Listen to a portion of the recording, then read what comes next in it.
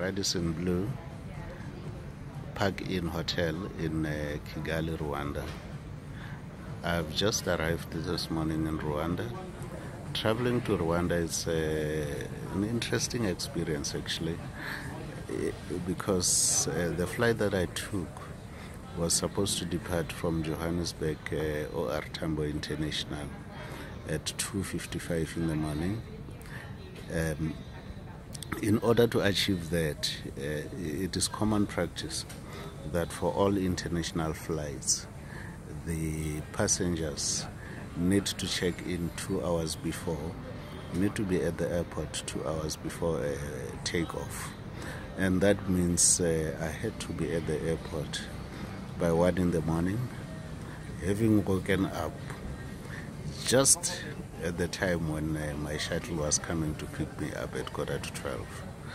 I boarded the shuttle, drove through to the airport, then arrived at the airport. The one thing that I did that I never knew was to go straight to the international departures.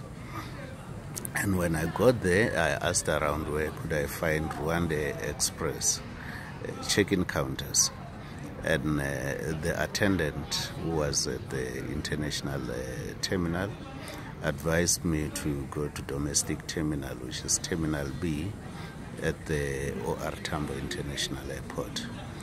Got to Terminal B, and then there was RwandAir Express, and there was already a queue of people who were checking in. The good thing that I do when traveling is to check in online, so that I shorten the time that I spend at the counter. The only thing that I do at the counter is actually to drop off the baggage, check-in luggage, and then to get a boarding pass, of course, which allows you to move to the international boarding gates.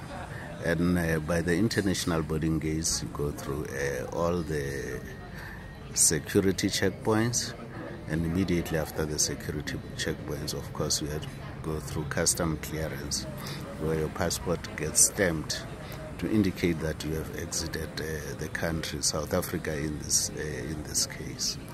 So I did all that and got on to the other side of the custom control, ready to move towards the boarding gates. And by the time I finished all that, it was actually something like 1:30, and boarding was supposed to be at 2:30. So I still had a full hour to wait before I could board the flight.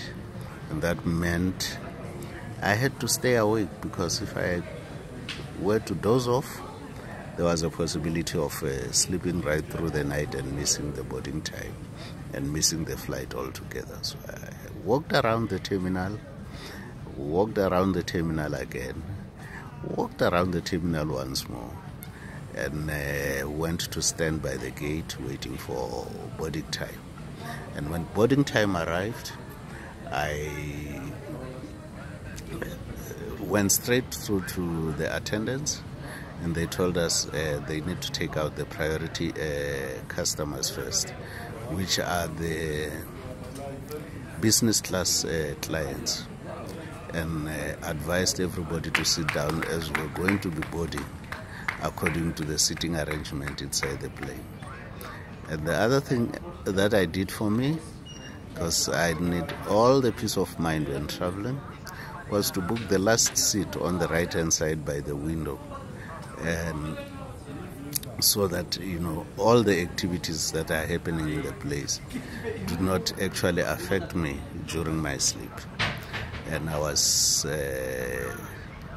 called amongst the first. That was seat 20 up to 27, and I'm seated at seat 27F on the right hand side by the window. Walked into the plane, sat down, of course, had my Coca-Cola, and immediately went to sleep. Plane was delayed.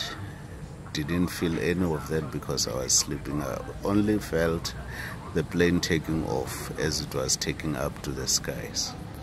And this was a good 4-hour flight between Kigali and Johannesburg.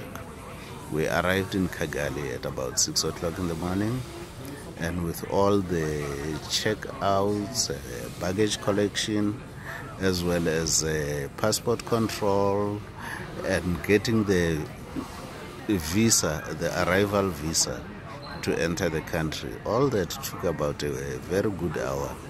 And the reason why it took so long was some of the machines, the